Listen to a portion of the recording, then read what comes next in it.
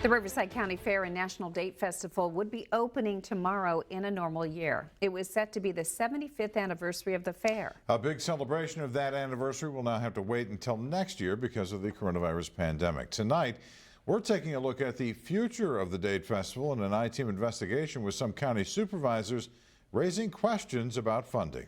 Come on in.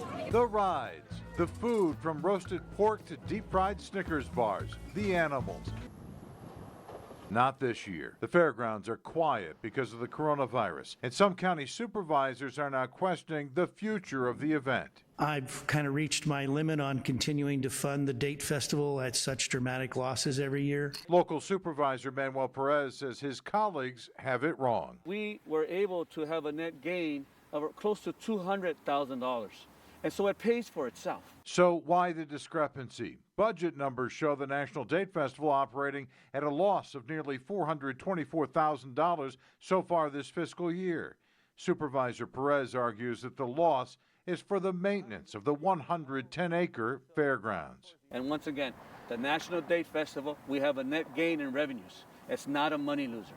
When we talk about the operations and maintenance of the fairground site as a whole, well, that's what we got to work on. Expenses include utilities, security, insurance, landscaping, and more.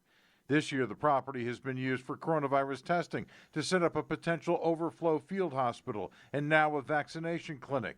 But those uses won't pay for the fairgrounds that supervisors approved $1.6 million for in November. And money isn't the only concern from the other supervisors.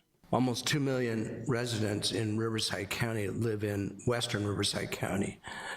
And we are asking of them to attend the county fair to drive all the way out to the east end of the Coachella Valley. Another argued. It's usually more centric in the Coachella Valley area. Is there an East County, West County tug of war?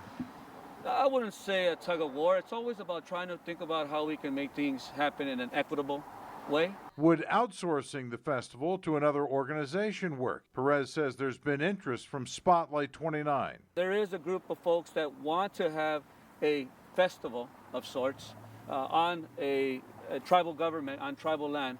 We can't stop them from doing it. And if they so choose to do that, that is up to them.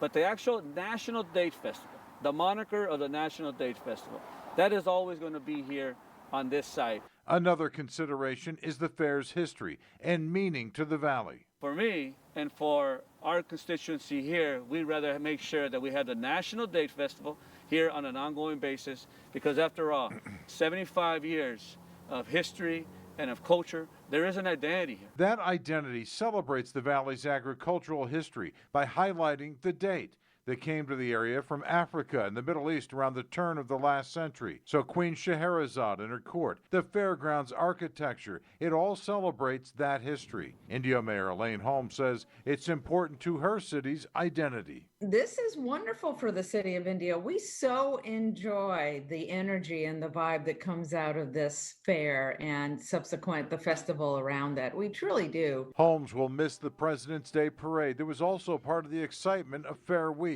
The key to long-term success and keeping the National Date Festival right where it is will be making the fairgrounds a success the other 50 weeks out of the year. And that's why we had to get creative to think about other programming, other services, and think about how we can work with others outside of the county to make sure that we raise revenues. Now, I reached out to the 29 Palms Band of Mission Indians about any plans involving Spotlight 29 and was told there's no comment right now. Again, without coronavirus, the 75th anniversary of the Riverside County Fair and National Date Festival would have been opening tomorrow. Instead, there will be virtual content posted on the Date Festival's website. You can find a link to that now on our website, KESQ.com.